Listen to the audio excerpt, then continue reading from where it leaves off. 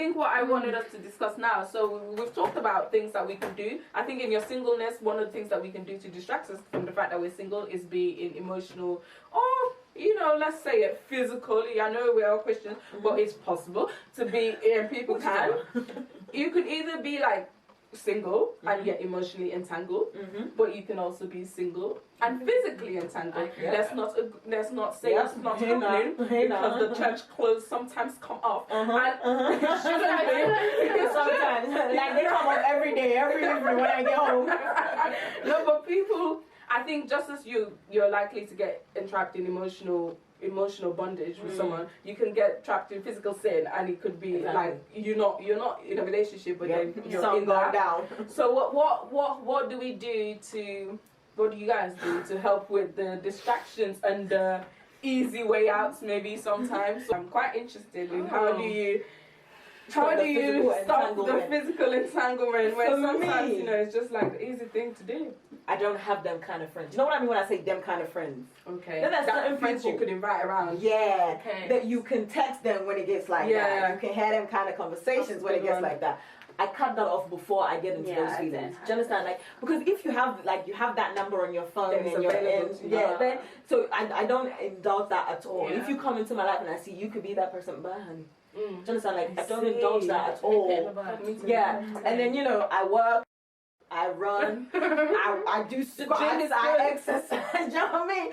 Sometimes you just gotta get out of the bed. You know, like something there, like just be laying in their bed and them feelings and them thoughts jump out of the bed. Yes. You know, go for a run, go for a jog, just do something else, speak in tongues, listen to me. Listen, I think, like, you know, not even to over spiritualize it, just like do anything but that. Yeah. You understand? Like you literally have to get yourself out of that mind space. Yes. Let me tell you now, when you're gonna sin, right? The Bible says you should flee, right? But when in your heart, the devil has given you the visions. Oh, yes. You have not tried to escape these visions. You have indulged in them. Yes. You have enjoyed them. You're now basically waiting for it to happen. You can speak in tongues. You can worship. You can raise your hand. Pace up and down. When that person comes to your house, you are doing exactly what you saw. I'm telling you, there is nothing. There's no two ways about it. Yeah. Like, I was reading this girl's blog and I was like, finally someone that's been honest. So what ended up with the relationship and then they've and then they stopped. Yeah. No, but I saw the blurb that I saw was like, next thing I know, he's breathing into my chest and my legs are wrapped around his waist. I was like, oh, what's this article? I said, what is this article? That's why I didn't share it, because I thought it had enough lost in it. That's why I think it was very real. It started from such a real place. I mean, I said it to my sister. I was like, finally, because she said the same thing, and I'm like, let me applaud you. It's not even 50 Shades, it's the realness. She was very real. It's the feeling that comes in the light. We'll put the link in the description box. I was so blessed by it. I wanted to clap for her. I wanted to find her and just clap for her and her boyfriend. In silence. Exactly. And you know what? It's exactly that is happening to people. And no one wants to say, I wanted to clap for her. Not only that, I wanted to applaud them for them being able to turn it around. Like, They get married in the end. No, but they made a decision to stop pure. Again, like, no, that's so hard to It's amazing. No, but I've heard of couples that do it. No, but couples, I've heard that in the past. So couples that were engaged in like sexual sin, and then they were like, no, we want to. It really requires both people to be involved. But let me, like I was saying, like, and she's confirmed it because I've always felt this. Because in my own time of tempting, I've never. It's not about sex, so let's not assume. When I say sexual stuff, it's never sex. But it's more like. You're like, okay, these thoughts are coming. You start binding, praying, fasting, have a bit of shaking. You're praying. You're now standing up. You're singing. You're worshiping. The wisest thing to do is just say, don't come. No, but I think even before you say don't come over, don't indulge the thoughts. Yeah, don't even. Because if you're sitting there thinking like, I'm not gonna lie, guys. Sometimes those thoughts are hard to know. Let me. They are. Let's be real. They are. I'm gonna be real. I was at work. And I was like, okay, maybe I should be thinking about this. And I was like, my cow. I was like, pharmacy. Like, They do come. I do think that even you indulge it a little bit, it's like you're giving the devil food. So it's like, okay, I know you like it. Mm-hmm. So then it's just another time when it catches you off guard. So you're just like, oh, let me clean the plates. And then as you're cleaning the plates, this thought comes. Mm-hmm. And again, if I think, what can happen? You can shut down, and then you get to the point, I don't know, I can't fight anymore. And then you give in, right? Okay. But I promise you this, the wisest thing, fleeing to me, I've learned, doesn't have to look like, oh no, let's stop. No. Fleeing can just be me. I know what I'm feeling, stay at your house. I understand. You know what I mean? Yeah. Or, don't even come around, don't text me, don't do that. I know, I'm just not even entertaining it. And then let me go out to run and stuff. And I think be real with yourself as well. Don't do that. Oh no, he can come over, but we're gonna be okay. No, don't do that to yourself. And you know what she said in the article? No, but she said in the article because you don't realize it's actually pride, and you think I am so spiritual, and this is why you're praying on all of this. And God's looking at you thinking, what are you doing? Because really, the humble thing to do is acknowledge that. The reason you're doing all this because you're feeling it. Just say, I can't do this. Don't come around. Mm-hmm. See, that's when we lose wisdom. We want to hear a voice. We need to use wisdom. Imagine. It's not really about hearing voice or you just know what you need to do. And you know what? I think another way that you can help in your singleness is accountability. Like my little accountability group. I love them because they're so honest, right? And you need someone that's going to be honest. And you know what I really like about them? Even if it's something they're finding a challenge for themselves, they will tell you what the biblical stance is. They won't tell you, look at my experience, or I'm struggling with it. They'll be like, we're both wrong, basically. This is what the Bible says. We both need to change. And I found it very helpful at the times when I was in a relationship, and I'm like to my friends, text me at this point, at this point, at this point, at this point, and if I don't answer, call me. Oh, my house not really No, but Jackie Hill Perry once said, and this is so true, accountability only works if you submit to it. Of course.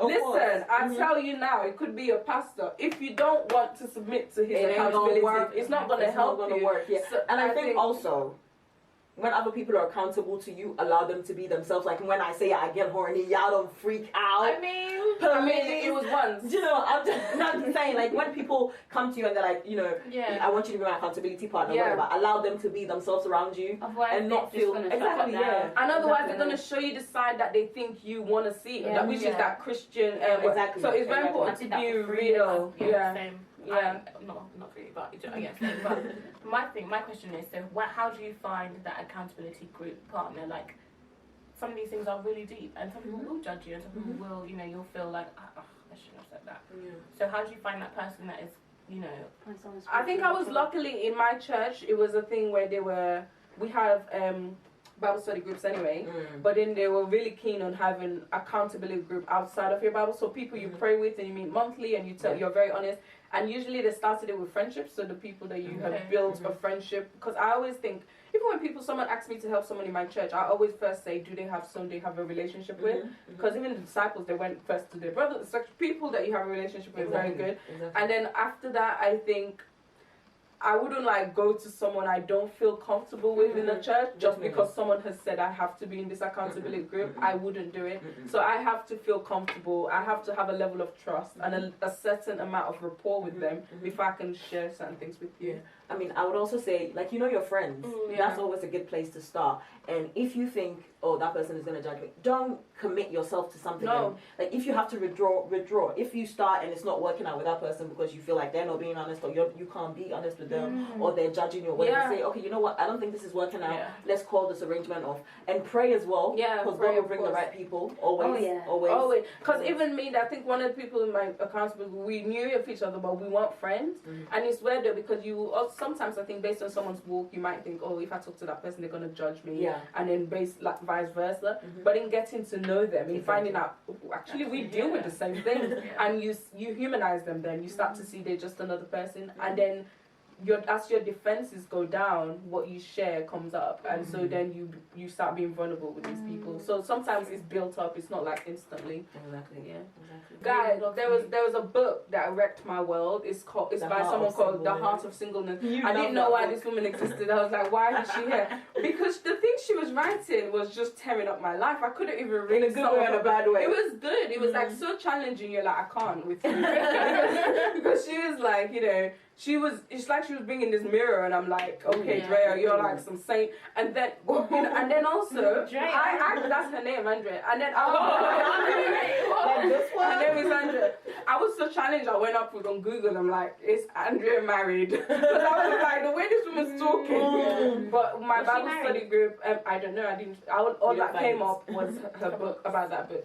And it's called The Heart of Singleness. It's by her. I really recommend it because it goes beyond just, if, like we can do the promises of, people tell people like, God will bring someone soon or continue. But what if someone don't come? And what if, like you said, God spoke to you from an early age of, there's a possibility you may not be getting married. And how, let's not fill people with the illusion of when you wait for a certain time in a certain way, then it most certainly means God is going to give you someone who is certainly in a certain way. Question of that, sorry about that. So do you think you've reached your peak of singleness or being happy in singleness when you realise that maybe you won't ever get married?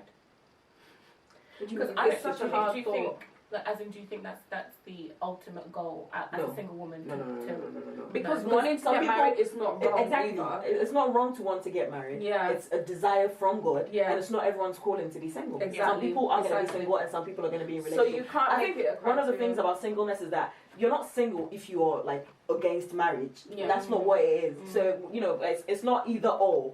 You can be happily single and still desire marriage. That's okay. Do you understand? But it's just, if you're single and desiring marriage and then emotionally attached, then are you single? Those are the kind of questions we need to ask. The two are not mutually exclusive. Do you understand? You can be happily single, be enjoying your singleness to the fullness, and just be like, God, where's my man gonna come? Yeah. And just be honest about it, And I think sometimes, like what Paul was saying, is like time for devotion to the Lord. And I think maybe if we see devotion to the Lord as just, I have to just be in my room and I'm meditating and praying, etc. But God, gives us the desires of our heart, right? And I think sometimes it could be fun. It could be the things you enjoy doing, like your service you enjoy doing, your purpose that you enjoy pursuing, the work that you're in, the added responsibility maybe God's given you, and maybe the people around you God's given you to care for, that maybe when you're with someone you're so consumed with, the family you have to show love to a certain extent. So there is that devotion to God as well, because I think it will be a mistake to just think devotion to God is when I'm just doing things for church. But God says it's when you love people, when Ruth person comes to me, I guess it's about. So service to your man, your neighbor around you. And I think, sorry, not to cut you off, I think some people can be so single-mindedness that the only way God can get them out of that is to give them a desire for marriage. Yeah. Okay. So it's literally a thing of, okay, I was single for a really long time and now I want to be married. But it's not a bad thing because that's God's way of saying to me, you're now ready for, And one of the things Andrea said in this book that I was just, you develop this mindset that can be so dangerous. It's like, almost like a reward system. I know God rewards people that do seek Him, but it's almost like, okay, God, I have been good. I have served in the church. I have not, practiced all of these things when I'm in my singleness. So because of that, you need to give me this line. Is this entitlement feeling? And I don't know, whilst God is good and it's good to desire marriage, what she was addressing is like sometimes, what if marriage is not in your calling? How do you address that? And how do you then encourage the people that are, they've been single for a while? And then she also talks on about not dating non-Christians. So her book is really hefty. And then, there's Cornelius and Heather Lindsay. Yes, it is in our giveaway. Part of singleness is in our giveaway. You got treasure there. Yeah. And Cornelius and Heather Lindsay, is that how you say it?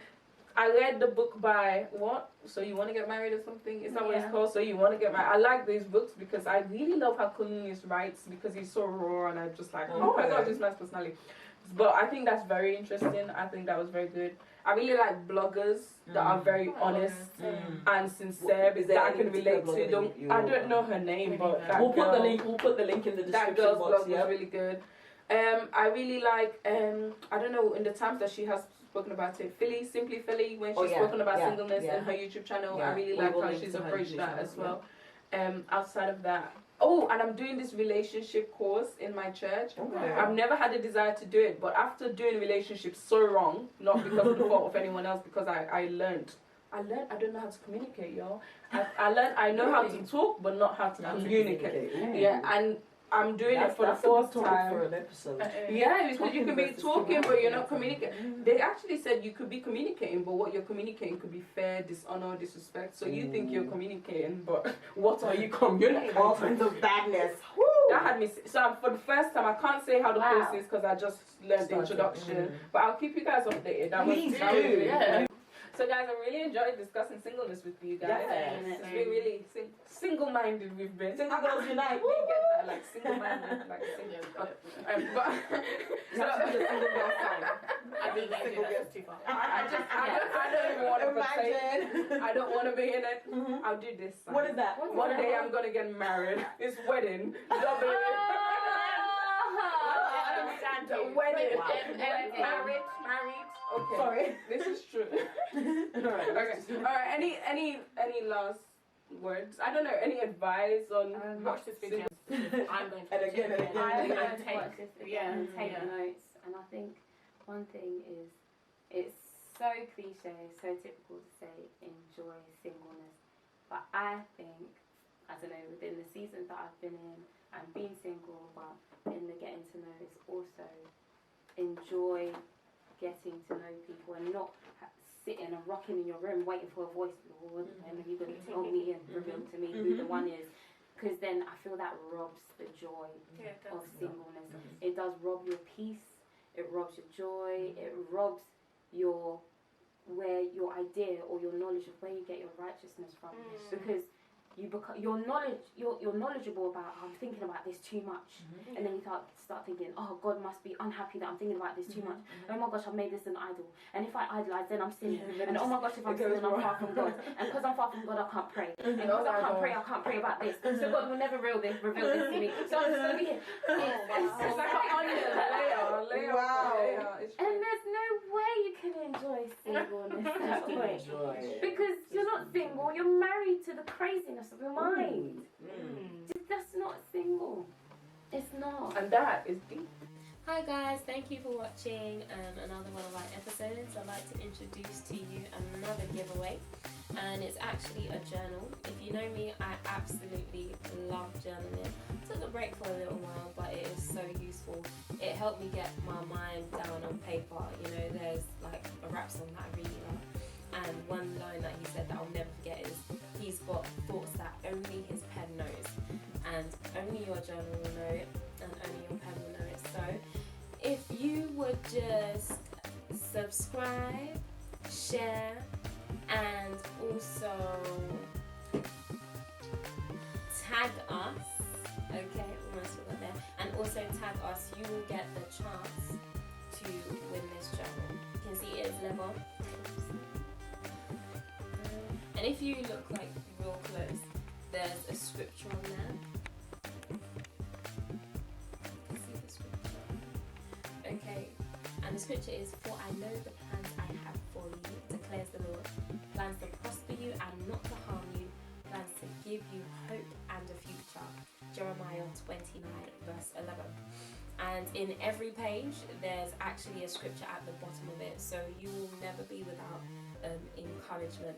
So enter, like suggested, SST, subscribe, share, and tag us, okay? Here are the rules for entering our giveaway one more time. First of all, you have to subscribe to this channel, and then you have to share this video on any of your social media platforms. But so that we can know that you shared it, you need to either tag us in it or hashtag the Faith Girls Cafe, and then you have to make sure you're following us on Facebook, because that's where we're going to be announcing the winner.